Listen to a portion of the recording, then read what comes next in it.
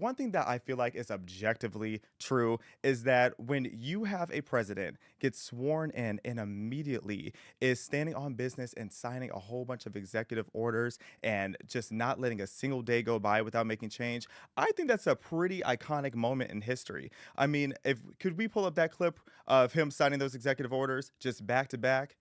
So I do feel like it's like ASMR low key. I'm gonna pull that up in just a minute, but real quick, what you got some tea over there? Do I see? I do got tea. I'm always sipping tea, yeah. And thank you for everyone watching right now. We had a couple of technical difficulties on the audio side, but we're doing good now. And thank you guys for joining. We're just pulling some things up and fixing that, and straightening it out. So what you sipping on? Yeah, this is that lavender tea to make sure things are calm and chill. You know, we need some of that right now. Definitely. So it's some good stuff. Can they hear me okay? Yep, they can hear you now. Well, I told you I was live, so it's the real deal. I'm going to pull But that video up for you right now, just real quick. So go ahead and... it's all good. Moving along, you know, when we have him signing all these orders, it's so funny to see how people are reacting to some of these orders. But I do want to highlight a couple of them. One of them that I thought was so funny. Are you able to pull up that photo of like the list? If not, that's okay. But I thought it was so funny that one of the very first things that President Trump did is he went and changed the name of our section of the Gulf of Mexico over to Gulf of America, because everybody was making jokes that he was going to do that for the longest time, but I did not think that he was actually going to do that. But you know what? I feel like President Trump just really wanted to get his lick back against Mexico because he's still salty that they didn't pay for the border. And you know what? He sure did, because he went and snatched our Gulf back. And the other thing that people were really crashing out about is this whole thing with him getting rid of some of these DEI policies and some of this DEI legislation that we have going on, where basically what he did is he just got rid of the executive order that in federal agencies that they are forced and required to utilize affirmative action. So to all the people who are out there trying to say, oh, well, he's going to make it so that you can't hire people based on the race anymore. You can fire people based on the race anymore. Or you can fire people based on the race now. That's how I know some of y'all don't understand the Constitution. That's exactly why PragerU is making educational content. Because what do you mean Trump just made it so that black people can be hired and fired because we're black? That is not how it works. Civil rights are already in the Constitution. That's not going to change. All he did was make it so that you do not have to force yourselves as a federal agency to go and hire a quota of people of a certain demographic. But the amount of fear that some people had that this executive order was just going to be the demise of all minority groups really shows how little respect that you have for minority groups. Because I don't need DEI to thrive in my career. In fact, the black people that I know, majority of them, they don't need it either. We did not come this far to be given handouts and to have the bar lowered for us in order for us to be able to thrive in today's society. And I feel like there's so many metrics that prove that. You have over 2 million black millionaires in America alone, but you think that we need DEI in order to thrive, let alone all the other groups? That's so insulting. And you know what? When it comes to black women, shout out to black women. Shout out to black women, because they are, we have a sister in the room right now. Shout out to my sister over here. Black women are outpacing in education almost every single demographic when it comes to a lot of different academic achievements. So no, we do not need DEI in order to thrive. So I'm gonna need that narrative to calm down. Now, before we came live today, I put a little questionnaire on my Instagram of what some people wanted me to talk about. And shout out to Hillary Ama. She wanted me to mention particularly this executive order that's addressing child citizenship and some of the illegal immigration things that are going on, as well as the new trans executive order. Now, when it comes to child citizenship, that's really referring to these anchor babies and how illegal immigrants are coming to our country and then reproducing so that they have an excuse and a legal right to stay here. Now, I'm empathetic. I don't want to see families get separated because of illegal immigration. That being said, you and your bald-headed baby can go, because neither of y'all were supposed to be here. There is a legal process for immigrants to come to this country, and it's time that we start utilizing that legal process and emphasizing the importance and significance of that. And then maybe we'll have more room to allow a more speedy process for immigration. But to be selfish and cut the line and then have a baby here and think that that gives you the right that you're going to stay here over the people who've been waiting for years to get their citizenship, the ones who are learning English, learning about American values, and learning how to pass the citizenship test, yeah, no, that's not what we're going to do anymore. And then as far as like the whole legislation regarding, or I shouldn't say legislation yet, but this executive order regarding regarding that there's now two genders, just however you want to word that we're going to acknowledge as a country. Yeah. We're going back to common sense. Common sense is so back. And I don't care how you live your life as long as you're a consenting adult. You go and you identify as whatever you want to, and I will fight tooth and nail for your right to do that. But what we're not going to do is sit here and act like there's this endless list of genders. That era is done. And woke people, you should be ashamed of yourself because woke people have their foot on society's neck for quite a while. And the reason that you lost your grip is because you started doing too much. Because what do you mean your gender is two-spirit? Like, I still can't figure that out. And then there's demi, poly, whatever. You can identify that in your personal life, but what we're not going to do is when it comes to legal agencies and legal documents, no one's going to deal with that foolery anymore. Next. So another thing that a lot of people wanted me to speak on that at first I wasn't even going to mention was this holy groomer, or I was calling her the unholy lesbian all week, this woke bishop who went up on stage during the inauguration to basically try and read our new administration for filth. Can we pull that clip up, Mr. Rodriguez? Pulling that up now. Let's see what we got. You're going to need a sip for this one. This one's a little ridiculous.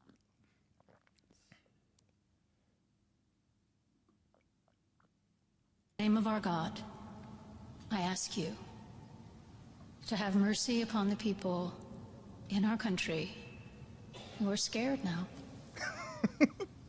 There are JD's gay, always lesbian, looking for the and hidden camera. transgender He should be children on in Office at this point. Democratic, Republican, And Tiffany's independent over it. families. Trump's been over it for Some too long. who fear for their lives. And the people who pick our crops and clean our office buildings, who labor in poultry farms and meat packing plants, It's giving, who who's going to wash the clean your toilets? dishes Donald after Trump? we eat in restaurants and work the night shifts in hospitals. They may not be citizens or have the proper documentation, Then go home. but the vast majority of immigrants are not criminals. Mind you, and see how she lied? See how she got up there and lied? Nobody is concerned about the immigrants who are coming here legally. It's the illegal immigrants. And it's so funny to me when people get up there and they try to make this whole thing about how who's going to do this for you? Who's going to go and get your crops? Who's going to clean your toilets, Donald Trump?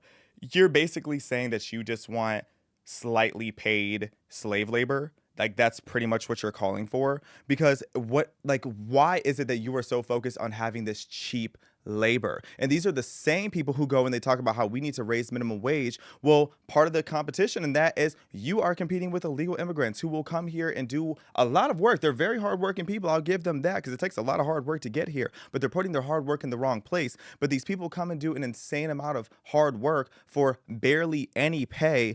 But that's what you want? You want these people to come over here and be exploited by our system that has flaws? That's as selfish as you can be. And you know, how selfish do you have to be to weaponize the pulpit to try to condemn this person who just won the election? The American people have already spoken. So you getting up there spreading your nonsense is not going to move the needle in any regard. And this bishop, not to be petty, but I didn't even know that a female could be a bishop. But excuse my ignorance, I didn't know that. So however that works and whatever that means, she gets up there and you could have been spreading the gospel. This was your opportunity. You had America's eyes. You had the world's eyes on you.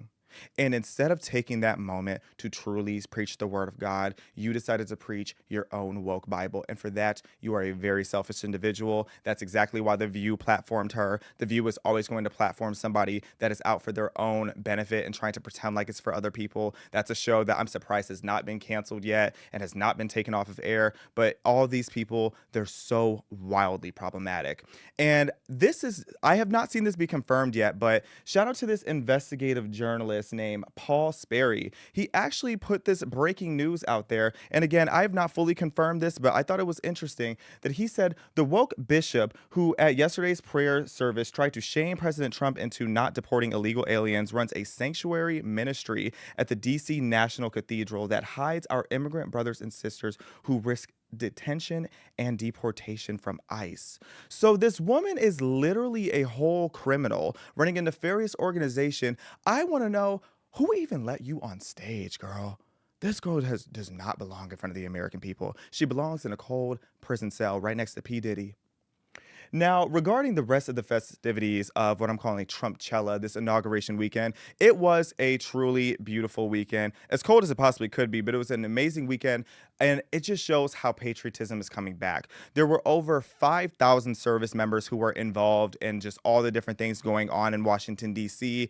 I even loved the moment where Trump pulled up the hostage family with one of the survivors of Hamas kidnappings, had her right on stage with him to show the solidarity that we have with Israel and showing that America is not messing around anymore. And there was so much fun going on. There were a million different parties. Everybody was trying to go everywhere. And as a conservative influencer, it was so much fun to be able to celebrate that the last 4 years truly feel worth it. Shout out to all my peers that have been fighting alongside me, trying to not get suspended off platforms and banned from platforms, and all the hate that we deal with, getting kicked out of our family functions because we just want to spread common sense. So to have this weekend to celebrate all of our accomplishments as a country and where we're moving was really, really cool. And shout out to my friend CJ Pearson. He had probably the party of the year with his new organization, Influence America, where he honored the 30 most impactful influencers in the 2024 election cycle. And I even got myself a little award and got a feature in Rolling Stone. So thank you guys for that. It was truly an amazing time. Yes, I was serving looks in that Rolling Stone. Y'all already know. But speaking of fashion, everybody was talking about Melania Trump out there looking sickening. Can we pull up that photo of Melania Trump? Looking iconic. That hat alone shifted culture. Like, we are bringing back beauty, because for far too long, we were celebrating the most nothing burger of standards when it came to models and beauty and health. And I always say this: when beauty represents nothing, then nothing is beautiful. And we are tired of that. We are making America hot again. Melania Trump was up there giving us Princess Diana Avenger, I should say. She was giving us Kill Bill Volume 47. She was even giving Melania Get These Ladies information. And I'm so proud to see that she is getting her fashion icon flowers this time, because she should have been on Vogue. She should have been on Essence, or Essence is only black women, but she's close enough. She should have been on all of these different covers, because Melania, you are an unproblematic icon, and we love that for you. Now, on the other hand, I do got to throw a little shade at Jeff Bezos's girlfriend slash fiance. I believe her name is Lauren Sanchez. Now, she looked great at any other event. If she was wearing what she was wearing, I'm not a prude. So I like a little boom, a little bam. You know, if she was wearing that on red carpet, she looks terrific. But at her big age of 55, she knows better. We need to bring back that big-backed trans woman, Jules, who was talking about be mindful, be cutesy, be demure, and know where you are. For her to be wearing lingerie visible at the inauguration was doing too much. Wearing that when the president is being sworn in around all these sophisticated people with all of America watching, you are treading in hoe waters. And unfortunately, you are knee deep in hoe waters because of what you are wearing. And Mark Zuckerberg was about to be tempted by the nectar. Did you see that video of Mark Zuckerberg ready to risk it all? Can we pull that up, Mr. Rodriguez? Look at this man. He couldn't help himself. Oh no. This is a married man about to risk it all. And again, him sniffing like a dog, you can't blame him in this situation, because this is not the time or the place for you to have your lingerie out, Miss Mamas. And, you know, moving on along, speaking of billionaires, I do want to talk about these allegations against Mr. Elon Musk. People are now wondering whether or not Elon Musk is in Musty Antisemite. So can we pull up that video? I want to see the video that everybody's talking about. Yeah, pulling that up right now. I want to see that too, because I've heard a lot of chatter about this, but I haven't really seen what happened. I've just seen some stills. So let's see if this is accurate. I mean, same, because I was ignoring the video for a while because I just thought it was it was just such clownery to sit here and try to accuse him of being, I can't even say the names of who they were accusing him of being or portraying, because it's YouTube. But let's pull up that clip. Yeah, I'm finding one right now. Let's see.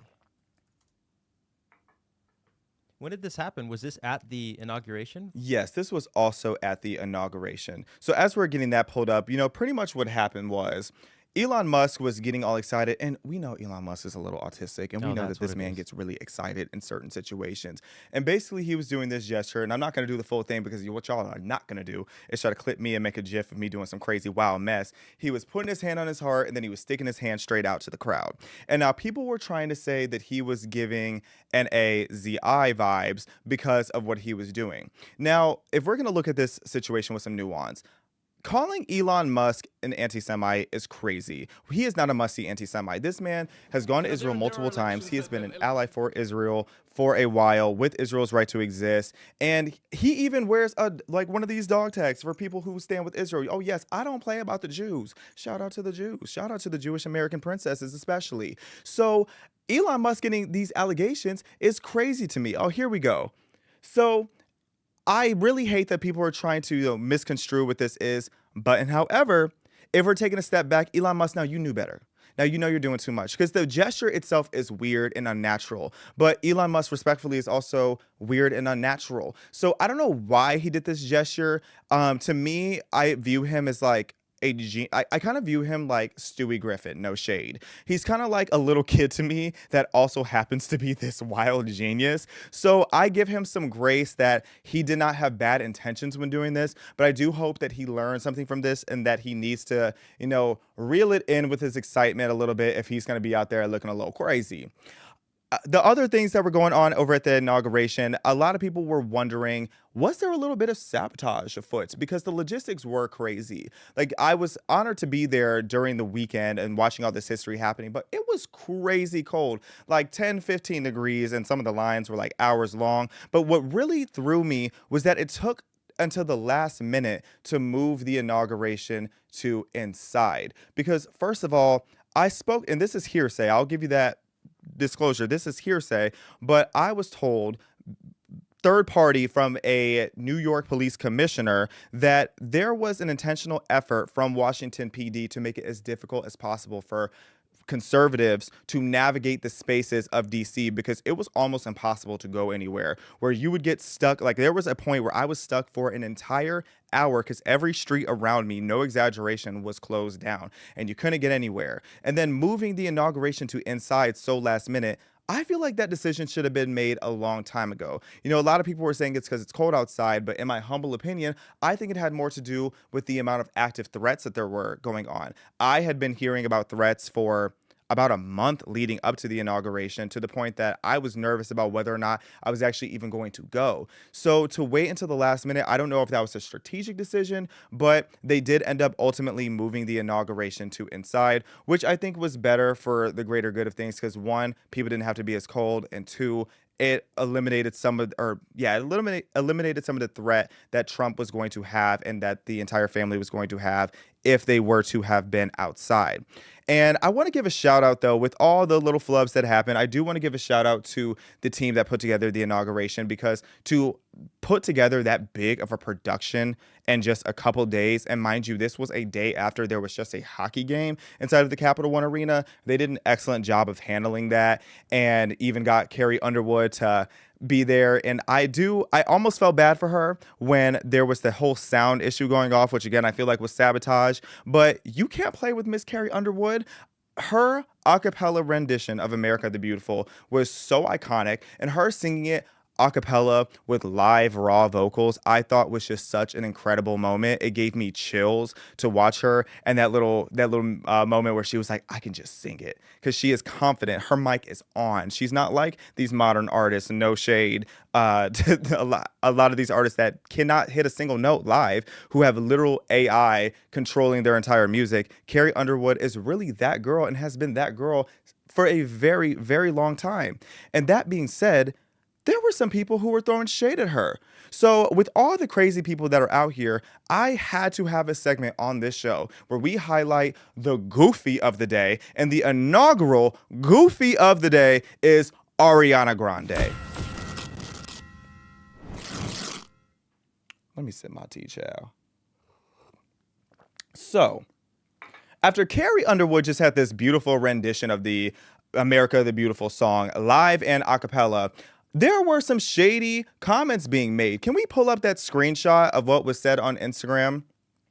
where essentially they were saying, girl, find the note. And they were trying to say that Carrie Underwood was singing in the wrong key. And then Ariana Grande, and before I even go in on her, Mandy Moore also liked this post, throwing shade at Carrie Underwood. It's like, girl, Mandy Moore, nobody's been thinking about you since 2009. So first of all, Mandy Moore, move. Back to Ariana Grande. This woman is always taking an opportunity to hate on American culture. And it's so bizarre to me how she hates on American culture, because the BS that she gets away with would not be allowed in most places in the world. And I don't even believe in cultural appropriation, but the way Ariana Grande cosplays so many different demographics, she really builds a case for me to start believing in cultural appropriation. There is not a minority group or demographic that Ariana Grande has not portrayed being at some point. Goofy Ariana Grande, this girl, she hijacks cultures, she hijacks marriages, and she elevates the most obnoxious of each of those groups that, again, would not have rights in majority of these other countries that she never has anything to say anything about. Ariana Grande is the same girl that was out there saying that she hates America because she was at a donut shop saying that these donuts were too fattening. Now, I will say she kind of did eat with that. She kind of did eat with the fact that these donuts are getting out of control, because don't even get me started on crumble cookie. That needs to be a whole nother episode. But what do you mean you hate Ariana, or you hate America, Ariana? I haven't forgotten about that video from your past, girl. But on the positive note, I will say I'm actually a huge fan of Ariana's music. And she did just get some Oscar nominations. So good for you, Ariana Grande. And I know that she just also announced that she has a new perfume coming out. So even with all the shade, I'm still going to be nice to our inaugural Goofy of the Day, Miss Ariana Grande. And ladies, go out there, buy Ariana Grande's perfume if you too would like to smell like a home wrecker. Next. You're going in right now. You're going in. And it, respectfully. Now let's talk about the TikTok saga that went on. So TikTok getting banned was so wild, and just watching all the other social media platforms crash out was really an interesting moment in history. And TikTok now has completely shifted gears. They love conservatives so much. TikTok actually co-hosted a party with CJ Pearson over the inauguration weekend to celebrate conservatives and our impact, and then also invited a bunch of conservative influencers. We all went to a box seat suite up at the hockey game because they wanted to show us how much they love conservatives. And that is how you know we are so back, when TikTok, the platform that has been the most notorious for banning conservatives, is celebrating conservative creators. And you know what? I'm not mad at it. But what the ban made me realize is just the range of people that are on that app. Because first of all, you had people absolutely crashing out, and they were crashing out for like the most ridiculous reasons, that they weren't going to be able to keep up with certain people as much as they used to. I realized that a lot of these people on TikTok are so brain rotted. They really think that they are involved in these people's day-to-day lives just because they go live. That to me is crazy. And it was also so funny to see how people from other nations were saying how they never realized how loud Americans were until we were all banned from the platform. And those comments, like if you go through and just look up the TikToks now that it's back, of what people from other countries had to say since TikTok was gone, because that was just peak internet, because Americans were kicked out of the room. And then, but also it made me sad seeing TikTok be banned, even though it was for a short period, because it made me realize how many small businesses were going to lose their incomes. There's a lot of small businesses that work very hard, and a lot of them have been working very hard for a long time to get their brands, to get the exposure that they deserve, that they weren't getting until things like TikTok Shop, until TikTok started making it normal for businesses to do funny, humorous ads and have a place for that commerce to come. So I believe it's like 20 million small businesses were using TikTok. So it was sad to see that so many people thought that they were going to lose their revenue, but TikTok is back. Thank you to the conservatives who all fought for that. And one more thing, though, that made me realize, that TikTok made me realize, or just reiterated for me, is that Cardi B is so ignorant. Cardi B tried to go around the TikTok ban. This woman was so bold to post that she got a VPN so that she could still use TikTok. A VPN, if you don't know, is a little app that you can use to put yourself in a different place or a different country so that you can use it. She set her VPN to Hawaii. Cardi, Belcalis, Hawaii is a part of America. I already know you don't write raps, but that just leaves more time for you to go and open a book. This is one of the many reasons why you will never be the queen of rap. You are so far from Nicki Minaj. You are so ignorant and uneducated. And the reason I'm being mean to Cardi B, we'll unpack that in future episodes, because this woman is like the demise of society personified. And the fact that the left for so long and for 2 elections in a row now has tried to platform this woman as a means of representing the Black community and the Hispanic community disgusts me. This woman has no idea what she's talking about.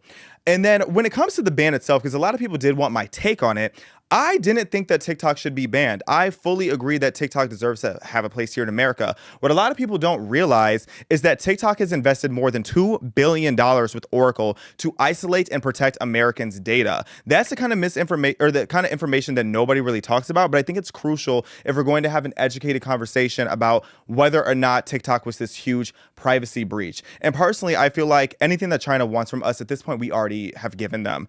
And I would rather drop ship my DNA directly to a lab in Wuhan before I allow the government to tell me where I'm allowed to get my information and news and content from. So, and also just to try to say that it was this privacy issue, if it was such a privacy issue, then why were both presidential campaigns on the platform if we were that afraid of China seeing what it is that we do here?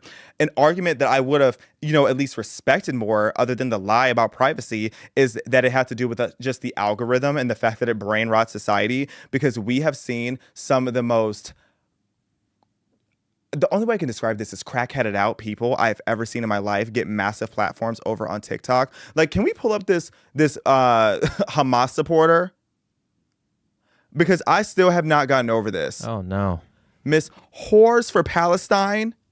I'm sorry, I'm fully convinced that the narrative of whores for Palestine would not be a thing if it wasn't for the ignorant people who are on TikTok. But you know what? This is America, and people have the full right to be ignorant. If you're going to choose to be ignorant, then that's on you. But fortunately, as things are changing, I'm hoping that more people are going to start putting more truth out there. Another supporter of mine, one of my cousins, her name is Chuganza. Shout out Chuganza. Chuganza. I like your name, Chuganza. Chuganza asked me my predictions in the next 4 years.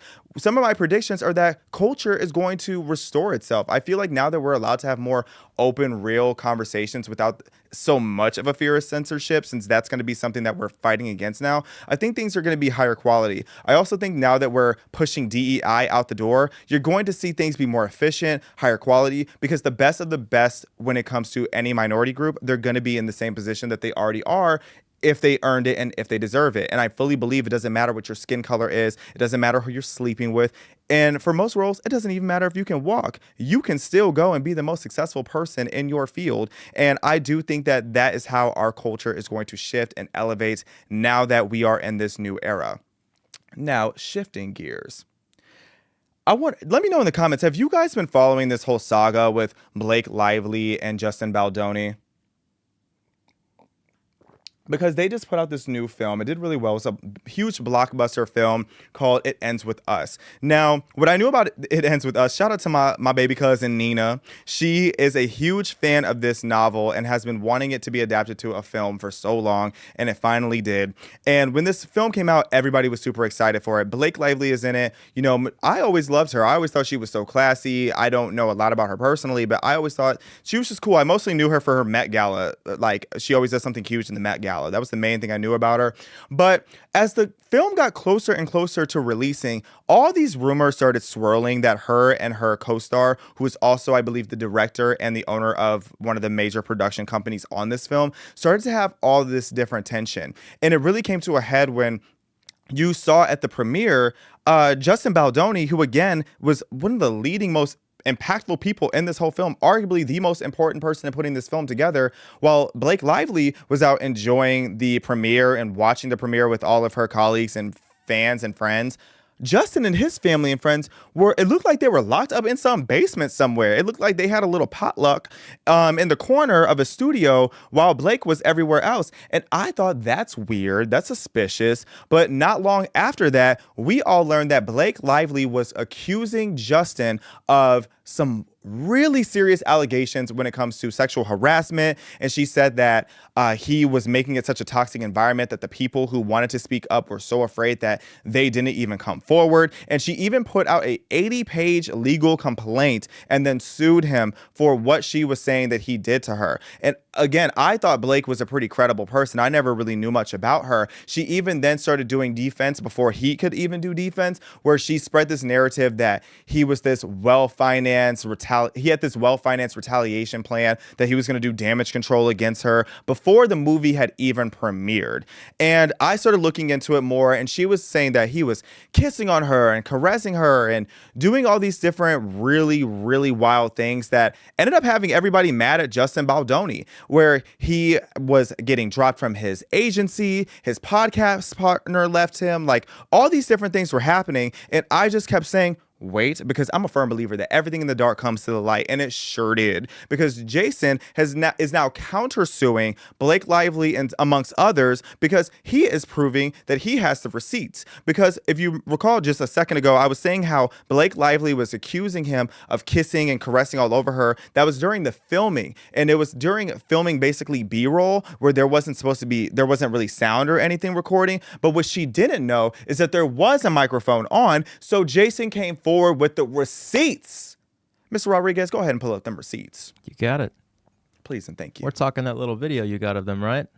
Mm-hmm. All right. We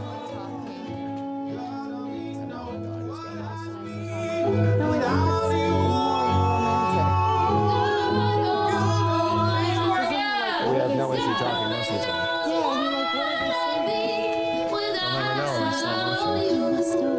You're never gonna find out. So she's touching him too, which is typical with this type of film. They're supposed to show that they have chemistry. Oh my gosh, we don't shut up. And Emily and I have like. And here they are talking about their own we just respective stare spouses. We've done it for like 5 minutes. it's like, I think you would find it terrifying. We just literally look at each other and like When I time found a sociopath. and like time stops. Yeah. But like that's just how it's been for us from the beginning. No, we're like, oh my god, there's not enough time. And they score again. No. It's like, oh my god, I forgot to tell you something else. I think that's cute. You guys are really cute. I think it's more than cute. I feel so nosy. I know. I And just my- noses. And my nose is so big. Yes, I was hoping that we could address this. It's not too late. Just gotta shut down. We gotta call an insurance month and just deal with So that. she's telling him to get a nose job. Imagine that was the other way around. Just kidding. No, it's true. That's why we hired Jenny's late too. Our noses are I believe this is the part that she's accusing him of like caressing on her. I'm not getting beard on you today. I'm probably getting spray tan on you. It smells good. Well, it's not that. It's my body makeup. And that's a key part too, because she claims that he was whispering sweet nothings in her ear and saying, "Oh, you smell so good." She made the joke first that it was about her body makeup that had that scent. So he was just, they're having that conversation. So no, it had nothing to do with the fact that he was saying that she smelled good. He was acknowledging that he made the joke about the beard, and then she's the one that brought up the tan, and then he made the joke about it smelling good. So nothing about this seems out of the norm. So for her to have literally almost ruined this man's entire reputation just to lie and be caught in 4K, it's like, girl, what are you doing? What has made you lose your mind so much so that you would go and try to ruin this man's career knowing that you just lied? And then I realized, I started looking deeper into it. Oh, who's the culprit? Guess who? Taylor Swift.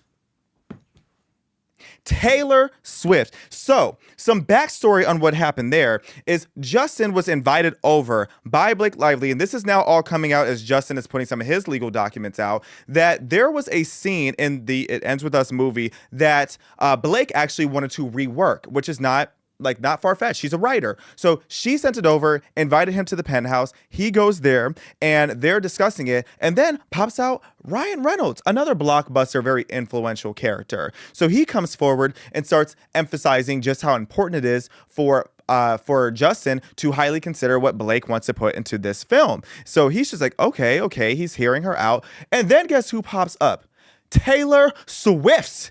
Taylor Swift pops out of nowhere and comes to quadruple down on the fact that Blake needs to now, or that Justin needs to listen to what Blake is suggesting. So Justin goes and says, yes, let's put this in the movie. This is brilliant. Now, as some of the text messages come to surface, let's bring up that longer text message. I'll put it on the screen so you guys can read the full context. But essentially, what Justin says is that Blake is very talented. He likes what she has to say, and that he would have heard her out and taken into consideration what it was that Blake wanted to put in the movie, regardless of if she brought out the big guns of Ryan Reynolds and Taylor Swift out there to try to pressure him into agreeing what it was. She basically extorted him with her A-list association to try to bully him into agreeing. And the ironic part is last night, as I was getting ready to talk about this today, I was going to watch the movie. I didn't even know this part yet. I didn't even know about the text messages yet. And I literally stopped watching the movie because I cringed so much during the rooftop scene. Come to find out, that was the exact scene that Blake wrote. So girl, you made the movie cringe and then lied about the whole thing happened and coerced him to put it in the movie in the first place. But the reason that I'm so particularly mad about this is because Blake was trying to have a Me Too moment, and to do that and have the audacity to do that in P. Diddy's America is so disrespectful. Blake, you live in Hollywood. You know how many girls are out here actually being extorted and coerced into doing things that they do not want to do. You know how dark and sinister Hollywood is. And this man gave you an opportunity to be in the film. This man has supported you. He listened to you. He was so respectful. He did every single thing that a stand-up gentleman would do. And it's caught on camera. It's caught in the text messages. And then what do? You go and try to tell him that you are a Game of Thrones character. Oh yeah, let's pull up that text message. Blake decided to tell him that she's Khaleesi, the Game of Thrones character, and that Taylor Swift and Ryan Reynolds are her dragons. Girl, you're breathing fire and it's your hot breath. And I hope your upper lip smells like trash because you're a liar and you did that in the most selfish era to do that in Diddy's America. But that's all for Respectfully today. Be sure to like, share, and subscribe. Go to PragerU.com. Check out all the rest of our content. And be back here on Tuesdays and Thursdays where we are always getting into some things. Love y'all. You know, you were going in so much that your earpiece started falling out a little bit. Oh. You were that charged up about this whole thing. But since we missed out a little bit on the intro, why don't you just kind of give people the scoop who are just joining us to figure out, okay, where are we? What is this nice looking set? And just a little bit about you, just once again, just a touch. Not me getting ready to Irish exit and then going back. I had to do this it. Is live. Come on. Well, I'm Xavier DeRusso. If you don't know my name or have never seen my face, I am a influencer here at PragerU, and I'm so excited to have my very own show, Respectfully Xavier, following in the footsteps of my ancestor, Miss Amala. She was unapologetic, and here I am to follow in those footsteps. But, you know, we're going to be talking about a whole bunch of stuff here, whether it's politics, pop culture, society at large. We're going to be getting into some things here and saying it only the way that my unhinged self can say it. And yeah, that's pretty much what we get into. So thank you guys for joining on this very first inaugural episode of Respectfully Xavier.